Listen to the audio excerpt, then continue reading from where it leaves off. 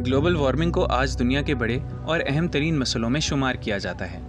दिन ब दिन ज़मीन के बढ़ते हुए दर्जे हरारत की वजह से ग्लेशियर पहले से भी ज़्यादा तेज़ी से पिघल रहे हैं, जिसकी वजह से सैलाब और बारिशों में बतदरीज इजाफा हुआ है।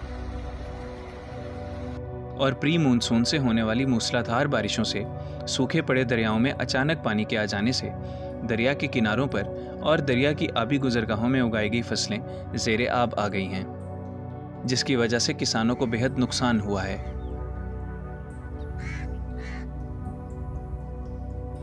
ऐसे ही दरियाए सतलुज के किनारे एक कपास की फसल के काश्तकार मोहम्मद इलियास भी हैं।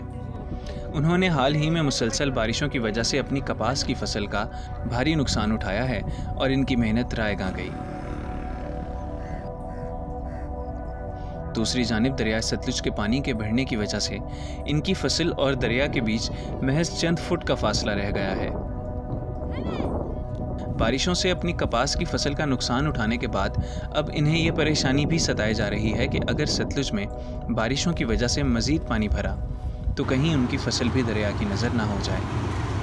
वस्ती जूसे वाले थी गई तो मातमा वाली वस्ती भी थी गई, कपास नुकसान किए उन्होंने सब्जियां अपना गवार हो बुढ़ गए, दरिया का ज़्यादा मकदार पानी आना पाए। अगर ये ज़्यादा दरिया आवें तो मजीद सारी फसल सामने रह पाए बुढ़ वैसी ज़ाय थी वैसी, लेकिन जी बारिश में तो सारी फसल नुकसान था। ये सारा शदीद बारिश नुकसान कर देते पे सारे फसल सारी ख़त्म थी गई, पौधे ख़त्म थी गए, तले सारा कुछ सारी औसादे ख़त्म थी गई है।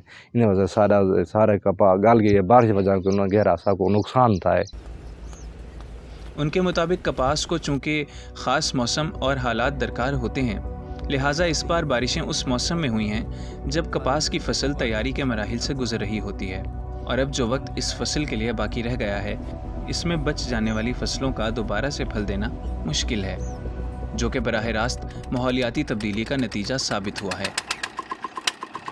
ग्लोबल वार्मिंग के बहुत ज़्यादा ज़राअत के ऊपर असरात हैं। सबसे बड़े जो असरात हैं वो ड्राउट है, फ्लड है, ज़्यादा अनप्रेसिडेंटेड जो रेनफॉल हो रही हैं वो हैं।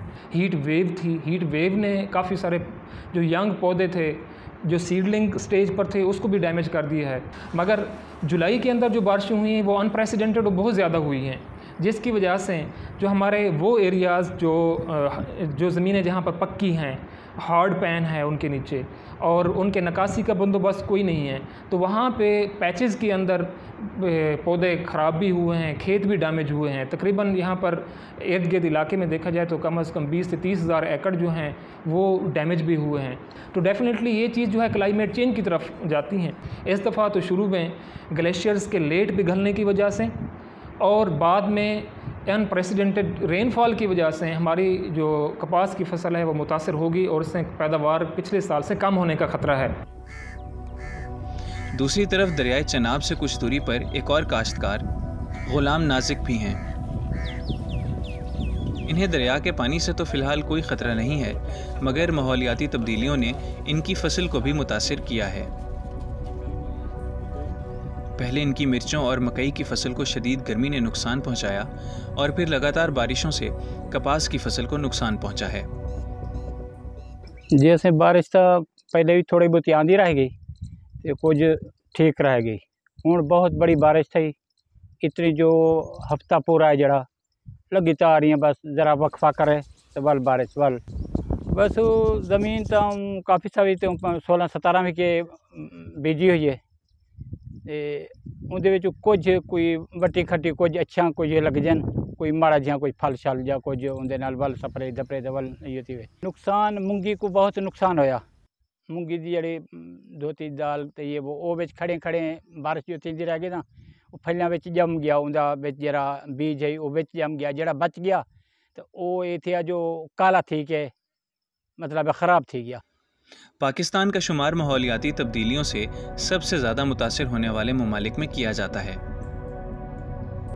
अगर मुनासिब इक़दामात उठाए ना गए तो आने वाले वक्त में हालात मज़ीद बदल सकते हैं और पाकिस्तान जैसे ज़री मुल्क के लिए परेशानी का बाइस बन सकते हैं।